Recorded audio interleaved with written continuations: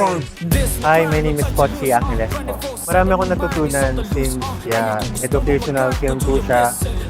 And yung moral lesson ng character ko, marami akong natutunan sa kanya. Hello po, good evening. My name is Bianca Tan. Ako po ang gumanap na Brenda dito sa movie. Yung movie po na Believe It or Not, it's about mental health. It's about bullying in school. Hindi ko po akalain na marunong po pala akong umiyak sa camera. Yun po. Sa sarili kong kakayanan, lakas loob akong lalaban. Di mo ito kayang pigilan, kaya hanggang noon pa lang. Say what you wanna say, say what you wanna, say what you wanna, say what you wanna, say what you wanna. Di panghihinaan ng loob sa sinasabi mo. Say what you wanna say what you wanna, say what you wanna, say what you wanna, say what you wanna. Gagawin ko pa rin ang gusto ko. Hey guys, my name is Dwayne Garcia. I play as Nathan in the movie Believe It or Not. Hi guys, I'm Shira Tueg and I played the role of Eva.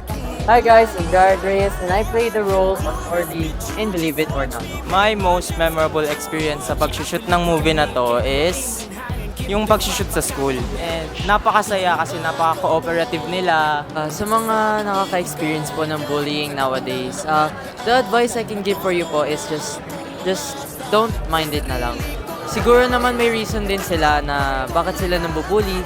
So, pabayaan na lang natin sila. If ever man nga, pwede natin sila tulungan and ask them, why are they really bullying us? Say what you wanna say what you wanna, say what you wanna. Di panghihinaan ng loob sa sinasabi mo. Say what you wanna say what you wanna, say what you wanna, say what you wanna, say what you wanna. Gagawin ko pa rin ang gusto ko. Nang dahil sa'yo, lalo pang pinagbutihan ng pagbangon ko.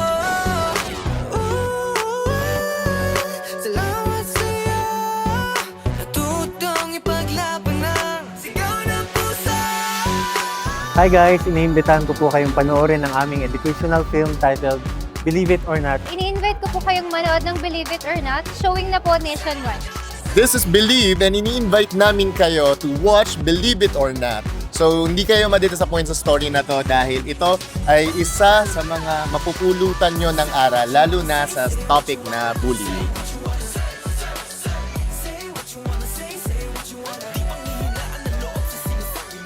Believe It or Not!